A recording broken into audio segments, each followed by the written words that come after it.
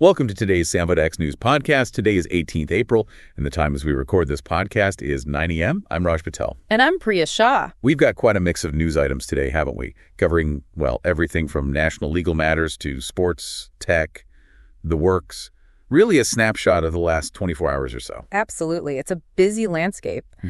Where should we dive in first? Maybe start with that Waqf Act development. That seems pretty significant. Good idea. So the Supreme Court, they're involved again. What's the key takeaway here? Well, the main thing is they've hit pause, essentially. They're maintaining the status quo on de-notifying Waqf property. Status quo, okay. Yeah. And that includes Waqf by user. Exactly. That specific category, too, at least until the next hearing, which is set for May 5th. So no immediate changes on the ground. Right. And they've given the central government a week to respond. Yes, 7 days to file their response to the petitions that are challenging the validity of the Waqf Amendment Act itself, the 2025 one. So the court's definitely taking its time, wants to hear all sides.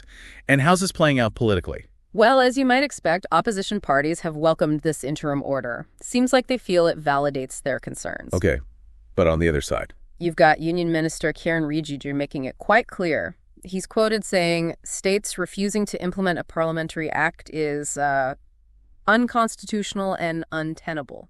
He specifically mentioned West Bengal. Ah, that familiar center-state friction point. Precisely. And it gets even more complex when you look within the Muslim community itself. How so? Well, there was this delegation from the Dawoodi Bohra community who met with the PM. They actually expressed support for the amendment. Really? Support? Yes. They apparently called it a long-pending demand and expressed faith in Sabka Saath, Sabka Vikas, Sabka Vishwas. So it really highlights that there isn't one single view on this act. That's a crucial point, not a monolith. Yeah. Okay, sticking with national issues, the Vice President, Jagdeep Dhankar, seems to have made some strong comments about the judiciary. Yes, very strong. Some reports are calling it an all-out attack, even a nuclear missile. Quite dramatic language. Wow. What's the background to this? Is it related to the Waqf Act again? It seems connected to that broader ongoing debate about the separation of powers, judicial overreach versus parliamentary authority. The Waqf Act could definitely be part of that context. It feeds into this larger discussion about the balance within our constitutional setup. A delicate balance indeed. Okay, let's shift gears. U.S. visas for Indian students. There's been some concern, right? There has. Emails about visa revocations. But the MEA, the Ministry of External Affairs, is now saying they're actively involved. Actively involved. How's that different from before? It seems more proactive. Not just advisories, but actually confirming direct support, engagement through embassies and consulates. Okay, some more hands-on help. Yeah, possibly reflecting worries about potential policy shifts maybe under a future Trump administration. The idea is to reassure students that the government has their back. Got it. That's important reassurance. Now, something closer to home coaching centers and misleading ads. Right. The CCPA, the Central Consumer Protection Authority, has issued a warning.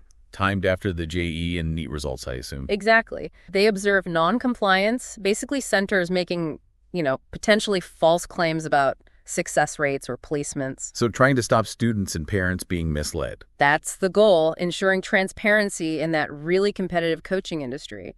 No deceptive marketing. Makes sense. Now, you mentioned a report, the India Justice Report on prisons. Sounds concerning. It is quite concerning, actually. The big headline is extreme overcrowding. The national average occupancy is over 131%. Over 131%. That's a lot. It is. And the projections are stark. They think the inmate population could hit 6.8 lakh by 2030, but capacity might only be around 5.15 lakh. Wow. And it's not just space, is it? No. The report also highlights a critical shortage of medical staff and, importantly, mental health professionals within prisons. Which must be massively exacerbated by the overcrowding. Absolutely. It makes ensuring inmate health and well-being incredibly challenging, a really difficult situation. Okay, let's look outwards now. International news. U.S. Vice President J.D. Vance is visiting India soon. Yes, and the MEA seems optimistic. They're expecting the visit to further boost the relationship. Any specific topics expected? Trade, perhaps? It sounds like all relevant issues are on the table, and that explicitly includes trade and tariffs. So yes, definitely significant given the global trade climate and U.S. policies. Right, something to watch. On a less positive note, India's response to Pakistan's army chief. Yes, strong criticism from India. The comments were about Kashmir being Pakistan's jugular vein and invoking the two-nation theory. And India's stance. Firm rejection, reiterating that Kashmir is an integral part of India. It just highlights those persistent tensions and completely different narratives. Some things don't change much, it seems. But interestingly, Pakistan and Bangladesh held talks. They did. First secretary-level talks in 15 years. That's quite a gap. 15 years. Wow. What was discussed? Any old issues? Apparently, Bangladesh raised some very long-standing demands. An apology for the 1971 Liberation War atrocities, for one, and sorting out asset division from back then. Heavy historical issues. Definitely. But the fact they're talking at this level after so long, maybe it's a small step towards addressing those grievances, potentially improving ties. It's early days, though. A potential opening. Okay, and India-Australia, data sharing. Yes, they're exploring a bilateral treaty. The main goal seems to be boosting cooperation on tackling cybercrime. Makes sense. Crime is global now, especially online. Exactly. Oh. So this would help create a framework for sharing electronic evidence legally, for investigations involving cross-border data.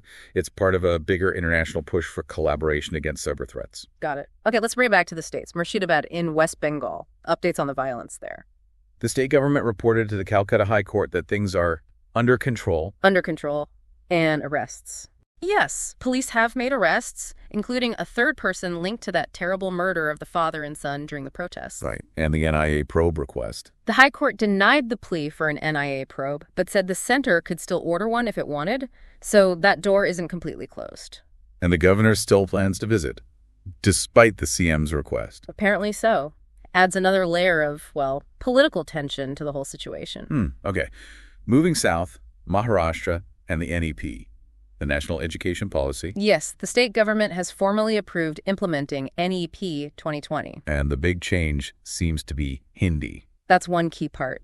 Hindi becomes a compulsory third language for classes 1 to 5. It aligns with the NEP's 3-language formula, aiming for multilingualism. But that means curriculum changes, teacher training. Oh, definitely. It's a significant shift needing resources and adjustments across the board. We'll have to see how it rolls out. Indeed. And in Andhra Pradesh, support for pastors. Yes, the chief minister approved disbursing rupees 30 crore. That's towards honoraria for over 8,400 pastors. The government statement called it good news for pastors. Okay. Provides financial support there. Back to Maharashtra. Quickly state awards. Yes, they announced recipients. Some familiar names recognized for contributions to arts, culture, etc.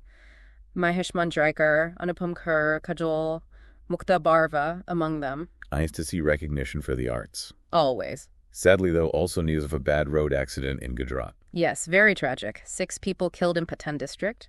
A head-on collision between a state transport bus and an auto rickshaw. Just awful. Highlights ongoing road safety concerns, doesn't it? It really does. Enforcement, infrastructure, awareness, all still major issues. And finally, in state news, this slightly odd story from Himachal. A holy party bill. Ah, yes, the controversy over a rupees 1.22 lakh bill, reportedly for a celebration hosted by the chief secretary for IAS officers. And the issue is who pays. The reports suggest there was a request to the state government to cover it, which naturally raises questions about using public funds for such events. Propriety, accountability, all that. Right. Okay, let's switch to sports. IPL action. MI beat SRH. They did by 4 wickets. It wasn't a huge score to chase. MI bowlers did well. Bumrah and Pandya restricting SRH to 162 for 5. And key performers for MI. Will Jacks had a good all-round game, 36 runs and 2 wickets. Rohit Sharma hit a few sixes, reached a milestone, actually, 100 IPL sixes at Wankhead. Oh, wow. Yeah, but his form struggles kind of continued, got out for 26. Still, a win's a win. It moves MI up the table a bit. SRH stay near the bottom. And DC versus RR, that sounds like it was a nail-biter. It really was. Went to a super over. Both teams tied on 188. Super over. How did that play out? DC batted first, got 13 runs. Then their bowlers held RR to just 11 for 2. So DC won by 2 wickets if you count the super over wickets. A thriller. Always exciting. And in women's cricket. Good news for Pakistan. Their women's team has qualified for the World Cup. The one being held in India? That's the one. They beat Thailand comprehensively in the qualifiers to book their spot. Great for them and for the tournament. Definitely. Okay, tech news. Yeah. OpenAI's got new models. Yes, O3 and O4 Mini. They're reportedly better at coding, math reasoning, and even understanding visual inputs. So Smarter AI, basically. Things like ChatGPT will get better. That's the implication. Continued advancements in AI capabilities, it's moving fast. Seems like it. And Google. Trouble with ad tech. A U.S. court found them guilty of maintaining an illegal monopoly in parts of the ad tech market. That sounds serious. A monopoly finding. It's significant, yeah. Part of that ongoing antitrust scrutiny. Google said the ruling was sort of mixed, but they'll likely appeal the parts they lost on. Could lead to big changes in digital advertising down the line. One to watch. And Flipkart ending hybrid work. Yes, back to the office 5 days a week for everyone. They're citing better collaboration, company culture. Interesting. A bit of a reversal of the pandemic trend for them. It is. Shows that debate about remote versus office work is still very much alive. Different companies landing in different places. Okay, business news. India's growth forecasts. Bit of a mixed bag. Sort of. You have UNCTAD being quite bullish, projecting India as the fastest growing major economy at 6.5% in 2025. 6.5%. What's driving that optimism? Mainly robust public spending, according to them. But Fitch ratings are slightly less optimistic. Just slightly. They trimmed their forecast for this fiscal year, FY25, down a notch to 6.2% and FY26 to 6.4%. And their reasoning? They're pointing to worsening global trade tensions, U.S.-China specifically, and the potential hit to exports and investment. Shows how linked we are to the global picture. Absolutely. Also, markets were closed today. Correct. NSE, BSE, all financial markets closed for Good Friday. No trading today. Back to normal on Monday, April 21st. Got it. And Infosys results? Yes. They announced results and also declared a final dividend for shareholders for the financial year. Always important news for investors. Definitely. Dividend announcements are always closely watched. Reflects company health, confidence. Okay, finally, let's look at what's trending or gone viral. That Dolo 650 comparison. Yes. The post reportedly from a doctor comparing frequent Dolo 650 use to eating Cadbury Gems. Quite a comparison. What's the point they're making? It's really about the overuse of over-the-counter meds, highlighting that even something common like paracetamol has safe limits, and you shouldn't just pop them like candy.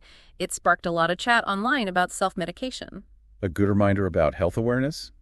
And Virdas and Air India. Yes, the comedian criticized Air India service on a flight, mentioning things like a broken table, lack of wheelchair help, despite a pretty high fare, apparently. And that got traction online. It did. These kinds of posts from well-known people often do. It taps into wider conversations about airline service quality and passenger experiences here in India. Right. Well, that covers a huge amount of ground from the last day or so. Right. Hopefully this deep dive helps put it all into perspective. I think looking at it all together, you really see the connections, don't you?